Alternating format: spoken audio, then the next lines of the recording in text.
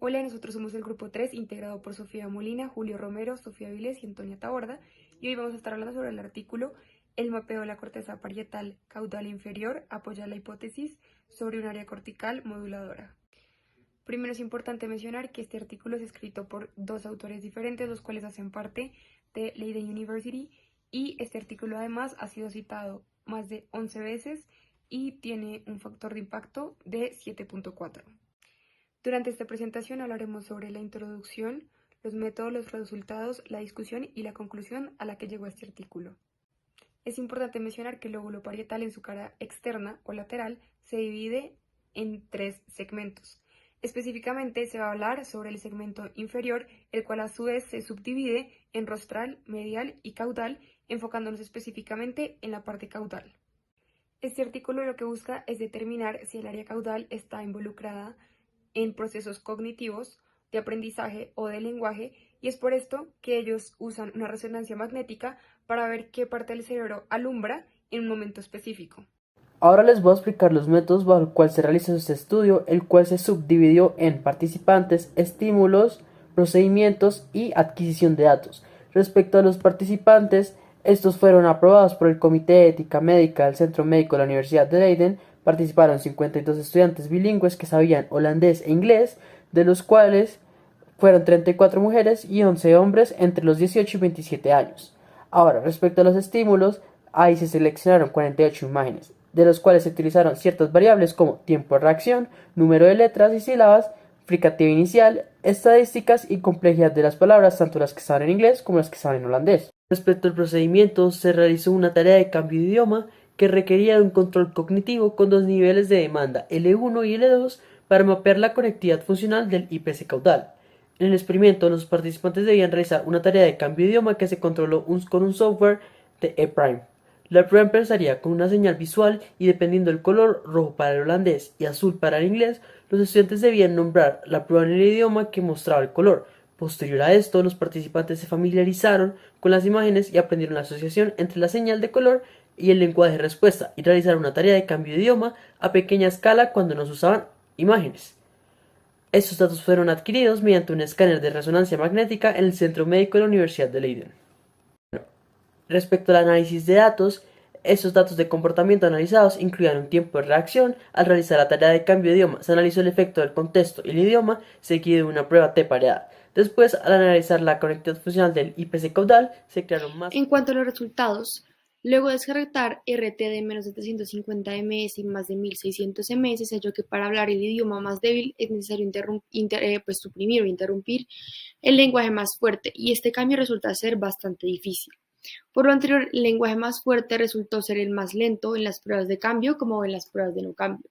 Por esto mismo, cambiar de L1 es significativamente más lento que cambiar a L2, lo cual destaca que el lenguaje más cognitivamente exigente es el lenguaje principal.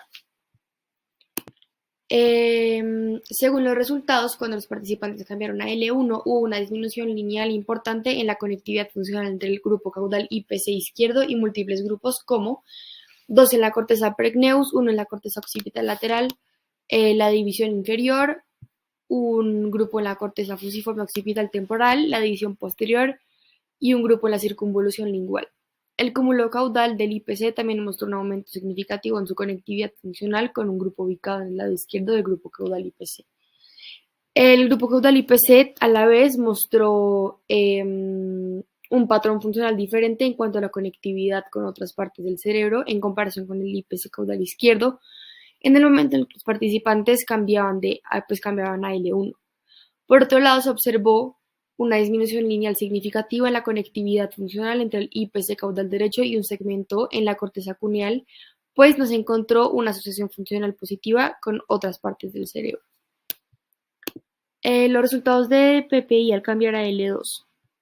Cuando los participantes cambiaron a L2, se halló una disminución en la conectividad funcional del grupo caudal IPS izquierdo con dos grupos ubicados en la división inferior de la corteza occipital lateral, 2 en la división superior de la corteza occipital lateral y un grupo en el polo frontal. Por su parte, el grupo caudal IPC derecho no mostró ningún aumento lineal significativo o reducido en su conectividad y funcionalidad con otras partes del cerebro al cambiar a L2. Cuando las participantes femeninas cambiaron a L1, hubo una disminución lineal significativa en la conectividad funcional del grupo caudal IPC izquierdo con 4 grupos. El primer grupo se localizó en la corteza pregneux y el segundo en el polo frontal. Y los terceros y cuartos estaban ubicados en la corteza occipital lateral, en la división inferior y en la porción superior del lóbulo. Ahí se puede ver en la figura 4, pues esto que acabo de explicar en esa tabla. El grupo caudal IPC derecho no demostró ningún aumento o alguna disminución lineal significativa en la conectividad funcional con otras partes del cerebro cuando las mujeres cambiaban a L1. El análisis de la sensibilidad de los resultados de PPI al cambiar a L2. Entonces, aquí hubo una disminución lineal bastante significativa en la conectividad funcional en los patrones del grupo caudal IPC izquierdo con 3 grupos, cuando las mujeres participantes cambiaban a L2. Un grupo se localizó en la corteza occipital lateral en la división superior y el otro grupo se localizó en la corteza pregneux. El tercer grupo estaba en el polo frontal. Ahí se puede ver en la figura 4 como esto está, puesto en la tabla. El grupo caudal IPC derecho no mostró ningún aumento lineal significativo o disminución de la conectividad funcional con otras partes del cerebro cuando las mujeres cambiaban a L2. En general, se detectaron patrones de conectividad funcional altamente lateralizados en la CPI caudal que tienen similitudes y diferencias en el cambio L1 y en el cambio a L2. Los hallazgos mostraron que la conectividad funcional de la corteza parietal inferior caudal está muy lateralizada, basándose en los puntos de conectividad funcional.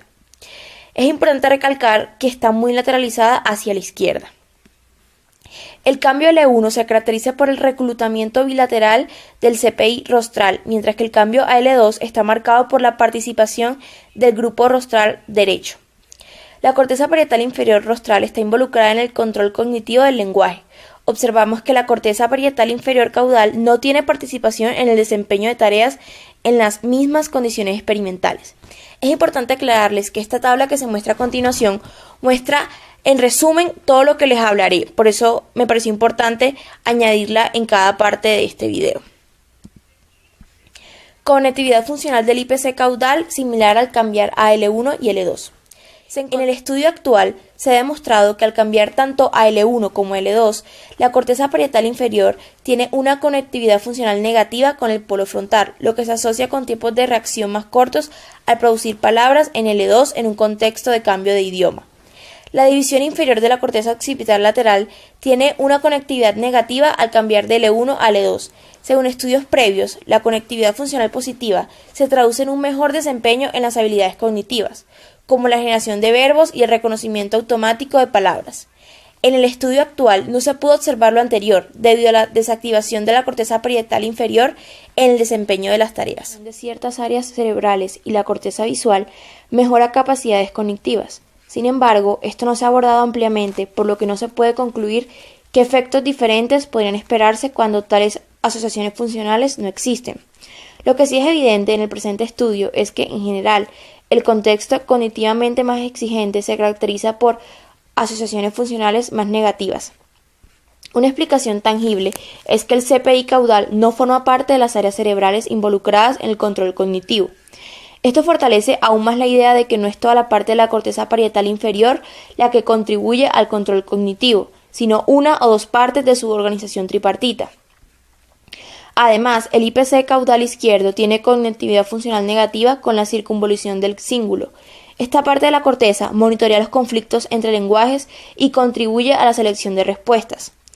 Al mapear los patrones de conectividad funcional del CPI rostral, se mostró que las asociaciones funcionales positivas forman un fuerte circuito de selección de respuestas involucrado en el cambio a L2. Se señalan diferencias basadas en el género en la conectividad funcional del cerebro a partir de esto. Función moduladora de la corteza parietal inferior caudal. Las áreas del cerebro que están activas durante el estado de reposo se desactivan al realizar una tarea, y esas partes de la corteza que están activas en el desempeño de tareas se desactivan durante el estado de reposo. Un ejemplo de lo cual es la conectividad de la corteza somatosensorial con algunas partes de la corteza en la red frontoparietal. Así, cuando al realizar la tarea de cambio de lenguaje, el grupo caudal del IPC tiene conectividad funcional negativa con la corteza precuneus, el grupo caudal del IPC no puede asociarse con el estado de reposo a pesar de que esta parte de la corteza también tiene conectividad funcional negativa con otras partes del cerebro, como son la corteza visual, la cual está activa no necesariamente en el control cognitivo, sino generalmente en la realización de cualquier tarea. Con respecto a los hallazgos de esta investigación, se puede afirmar que hay categorización tradicional con respecto a las áreas del cerebro activas cuando el cerebro está ocupado realizando una tarea o activas cuando el cerebro no está en procesamiento de estímulos externos. Por lo tanto, se plantea la hipótesis de que esta parte de la corteza no está necesariamente asociada con el estado de reposo. Son sus desactivaciones proporcionales a la dificultad de la tarea las que contribuyen al desempeño de la tarea, por lo que se plantea una nueva categoría funcional cerebral, a la que se refieren como modulación. Finalmente, las conclusiones de este estudio demostraron que durante mucho tiempo las funciones del IPC en el control cognitivo se han considerado independientemente de su organización tripartita en los grupos rostral, medio y caudal. Lo anterior ha resultado en una escasa comprensión de las funciones de las subsecciones de la IPC y formación de las características generales de esta parte de la corteza que son poco representativas de los constituyentes del IPC. El mapeo de la conectividad funcional del IPC caudal ha revelado que esta área del cerebro no muestra funciones que característicamente han sido reportadas sobre el IPC como entero. Además, los resultados de esta investigación han demostrado que la función y como en cuanto a la asociación del IPC caudal no son típicas de las relacionadas con el estado en reposo y tampoco partes del cerebro están relacionadas con diferentes tareas. Estos resultados apoyan la hipótesis sobre un área cortical moduladora de su participación en la tarea que realiza de manera moduladora. Entonces, está marcada por la desactivación en los patrones conectividad funcional proporcional a la dificultad de la tarea con partes del cerebro que intervienen en la realización de una tarea. Sin embargo, su conectividad en algunos otros aspectos no corresponde a las partes de la corteza relacionadas con el estado en reposo.